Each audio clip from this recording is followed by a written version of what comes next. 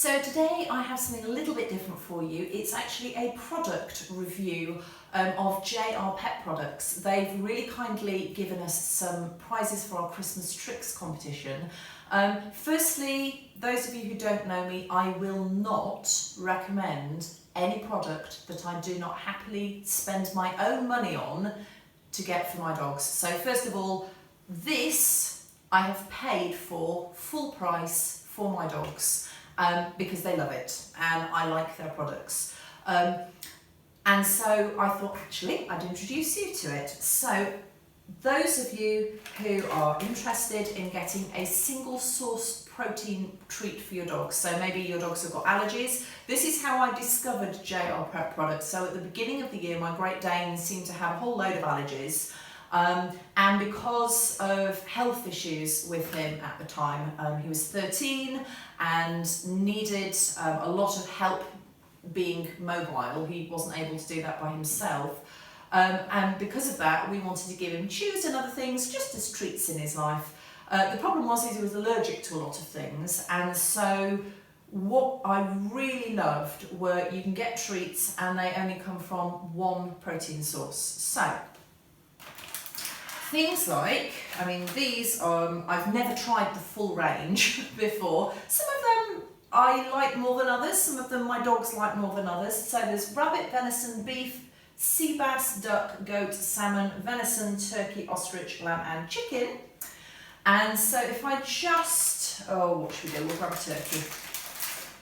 They are pure meat, they're dehydrated meat sticks, they're quite they snap as you break them, and so the dogs get through them really fast, but they view them as a kind of fairly large treat rather than a chew. So those are those. Other things, this is my absolute favourite, I'm coming to this at the end. So Lantails. They are literally dried Lantails. There are a variety of different sizes, particularly when lambs, very young lambs, have tails removed so they don't get disease and other things in them. So Lantails. Goosenecks were not at all what I was expecting. They're a little bit kind of like a disgusting sort of puff pastry, really. They're quite big. I use garden secateurs to cut some of these up. It's the only way you manage to get through chopping some of them, but obviously bearing in mind that earlier in the year I had from Great Dane all the way down to Chihuahua, so my Chihuahua was not coping with chews the same size as the Dane. Sadly, our Dane is no longer with us, but we still have some treats that are larger than others. So these look solid, they're really not though, and they're very, and you can see here, very, very flaky. They are a treat, our dogs love them, but I feed very much in moderation and they don't get a whole one of those in one go. I will probably chop them in half for my collie and basset hound, and just sort of an end bit for the Chihuahua. So those are those. Porky bites are very small, well, as in they've been chopped up pig's ears. Again, dogs love them. They're relatively high in fat, so again, it's quite helpful that they are chopped down into smaller pieces. Braided lamb. Mixed result on this. So the reason I bought it again is it's my collie chews through chewing type things very quickly. This does keep him going for more than 2 seconds, and it certainly is the most tough of all their chewy type things. They tend to make my basset hound sick the next day, so I never give her those, and I only give them once in a blue moon to the collie, but they're quite good for chewing. What I prefer, once I got over the ick factor, braided lamb pizzle. Yes, they are exactly what they sound like. However, the dogs really do love them. They last. Well, they last not as long as these, but they do last. They're definitely a chew rather than just a treat that they eat straight away. Now to my all-time favourite. I love this stuff. So, bearing in mind I am vegetarian as well, so, you know, I've had to get over all of that. Pure salmon pate. So, this, it comes in all types. I tend to get the salmon or the lamb. Really good for the dogs. And it's a pate, but it cubes, so you can chop it. The treats that I've used in a number of the videos have been actually the lamb pate, and so you can see, I'll just show you, they hold their shape really, really well. They go quite squidgy, but then you can mush them and stuff them in a Kong. So particularly if you've got other things at the bottom of a Kong and you want to stuff something in around the edge, they will go mad for this. Really, really love it. Even my Chihuahua, whose default setting is I'm trying to poison him, he absolutely loves this.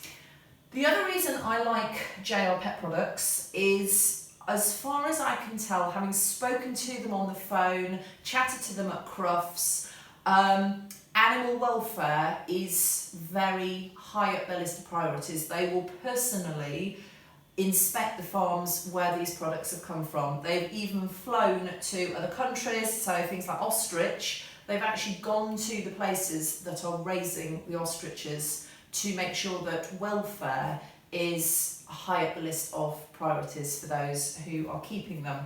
I'm a vegetarian. I take animal welfare extremely seriously. One of the reasons that my dogs are mostly fed lamb products is, or fish, but mostly lamb, is because I also have a number of farmer friends who say the cheapest way of raising a lamb is free range. Therefore, pretty much all lamb is free range. It is very difficult to know that in dog food, and obviously my dogs are not vegetarian. Dogs were not designed to be vegetarian, so therefore if I'm going to feed them meat, it's going to be the best welfare of meat that I can manage to get for them. The other thing is, a lot of the things you might have noticed are things that would be thrown away. So pizzle sticks and goosenecks and lantails and pig's ears. We as humans don't consume those things and they would just be thrown away. To have things that are good for your dogs and that your dogs really enjoy, and that the animal is not being killed for those things, they are a byproduct, to me is just a win-win-win. And so again, I really like that part of it.